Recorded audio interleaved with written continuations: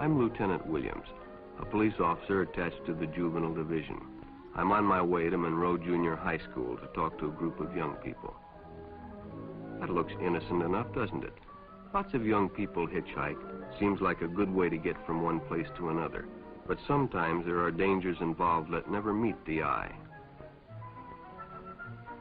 Let's take the case of Jimmy Barnes. Jimmy played baseball all afternoon, and he didn't feel like walking home, so he decided to thumb a ride.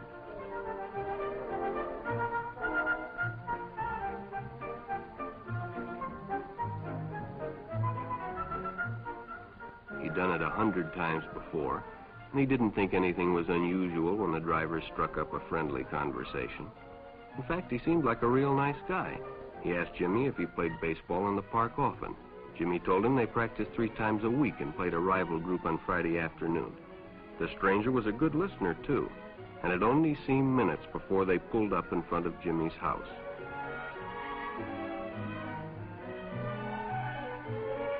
When Jimmy got out, the stranger gave him a friendly pat. Then he told him he'd see him again, as he always drove by the park on his way home.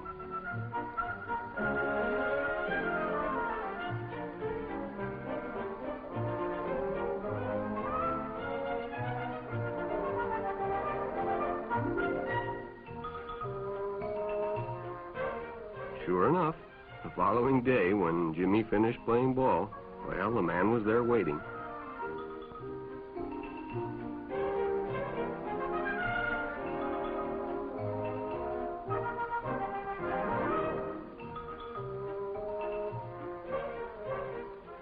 They stopped at a drive-in, and the stranger treated him to a Coke.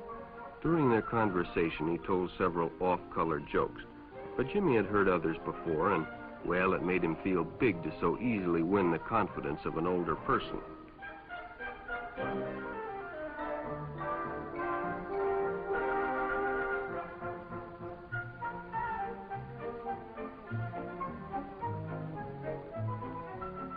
The following Saturday, they went fishing together.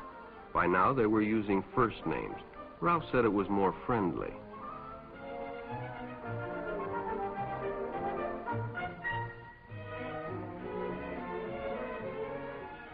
Jimmy hadn't enjoyed himself so much in a long time.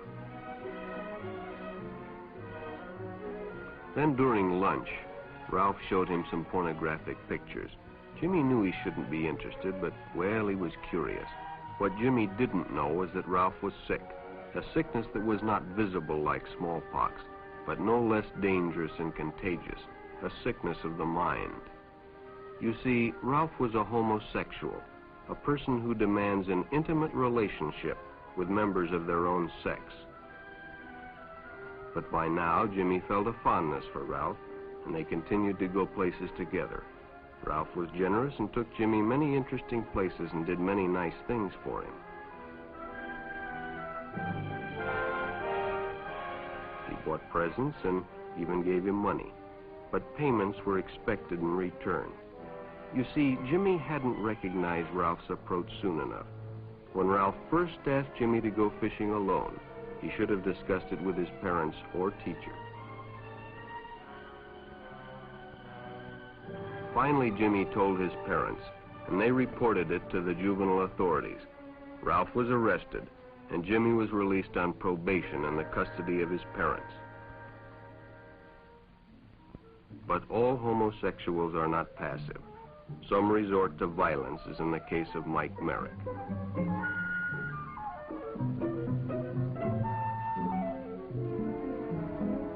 In the heat of competition, no one noticed the man who sat and watched. And when the game broke up and the others left, Mike decided to stay and practice a little longer.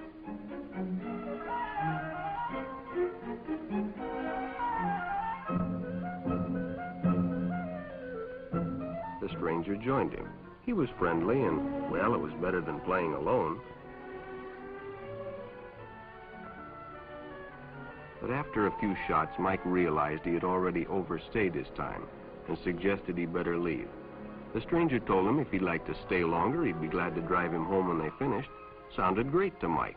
Chance to play longer and get a ride home, too.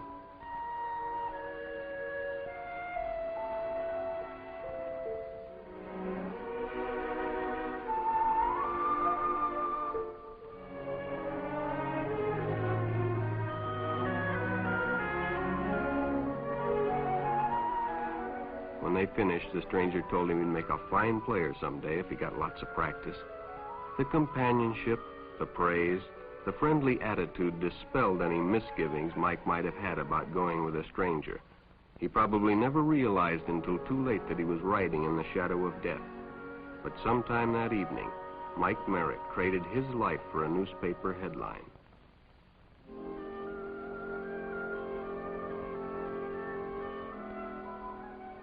As Denny and Jerry got the papers ready for Jerry's afternoon delivery, they only casually noticed the two boys that raced by in the afternoon traffic, and they didn't pay much attention to the car that drew up shortly afterwards until the man called them over.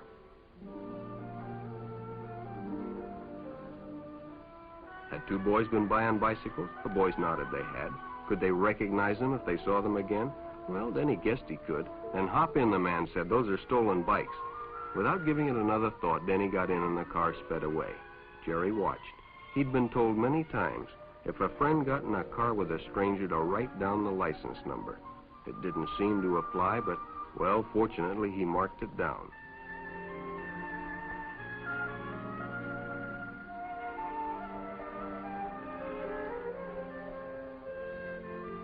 When he delivered a paper to Denny's house, he asked his mother if they'd caught the boys that had stolen the bicycles. Denny hadn't returned, so he told her the story and gave her the paper with the license number.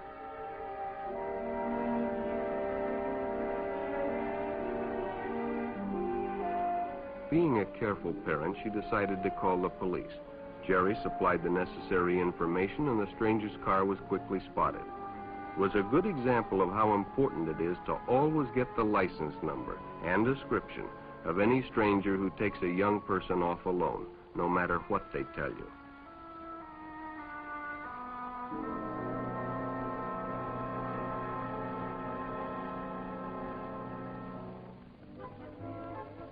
Public restrooms can often be a hangout for the homosexual. Bobby and his friends hadn't noticed the man who had been in the restroom when they changed, and as it was late, he suggested they take the shortcut under the pier, but the others preferred to take the more traveled way home.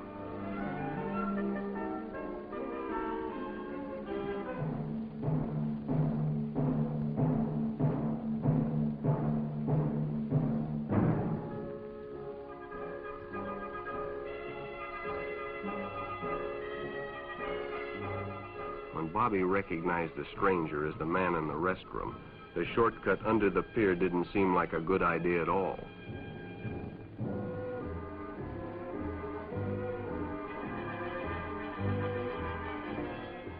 After all, it's more fun to stay with your friends anyway. Bobby had made a wise decision. It may have saved his life.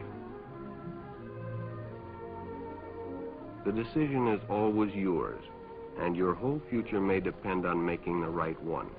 So no matter where you meet a stranger, be careful if they are too friendly, if they try to win your confidence too quickly, and if they become overly personal. One never knows when the homosexual is about. He may appear normal, and it may be too late when you discover he is mentally ill. So keep with your group, and don't go off alone with strangers unless you have the permission of your parent or teacher.